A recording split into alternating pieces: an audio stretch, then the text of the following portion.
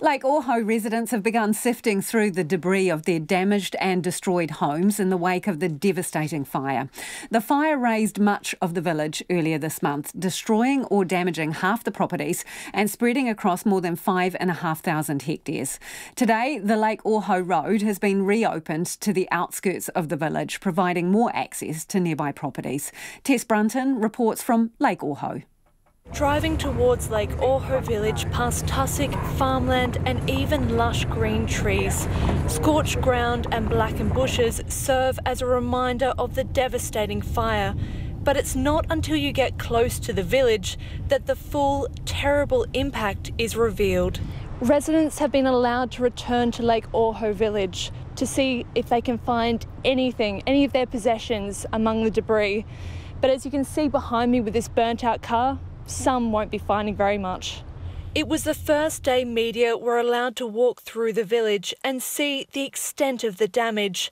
Corrugated iron roofing is scattered around, burnt out cars with only their metal steering wheel, handbrake and skeletons of seats left behind, and some with only stonework chimneys standing. But other houses have been left untouched, their gardens still flowering, and residents are cleaning ash off the walls with mops. The barn at Killen Bed and Breakfast co-owner Hugh Spears says he doubts any possessions will survive. It's those wee things, those things that you know you can't go rip down to Harvey Norman's and buy.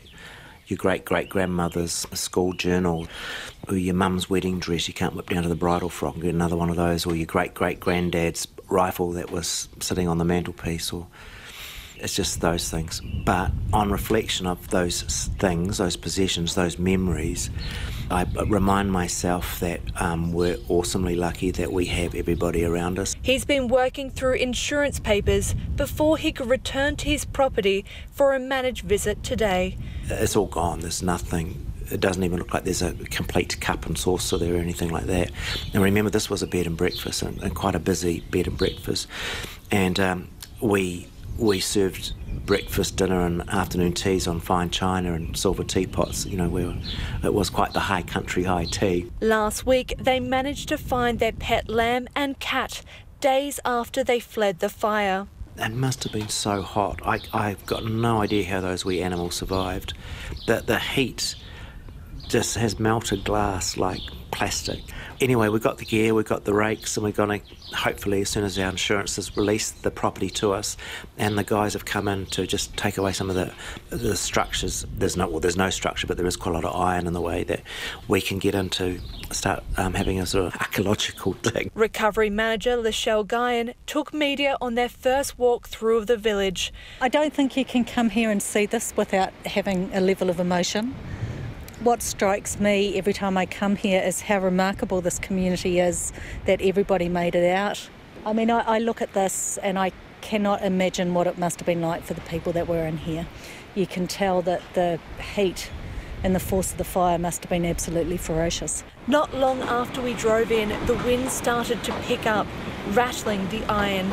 Lachelle Guyon says they want to let the residents back in, but only when it's safe and they have power, water and wastewater back up. Ōhau is well known for high winds. There are large objects that could easily take off and move, and really it's just they could hit people and injure people. There are a number of large structures that you can't see from here, but you will be able to see around the village.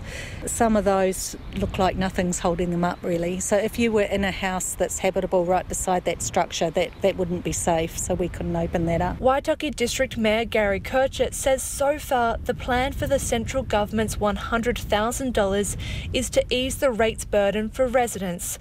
He says fire and emergency scientists have been on the ground trying to work out how the fire developed. That's going to help not only the rebuild of Lake Ōhau village and its surrounding area, but also in a lot of communities right across New Zealand. What are the plants to have how do you maintain a landscape so that it's not going to spread fire. Some pretty valuable lessons I think that are going to come out of this and for the long-term benefit of New Zealand. While residents have begun to salvage what they can, they still don't know when they'll be allowed to return permanently.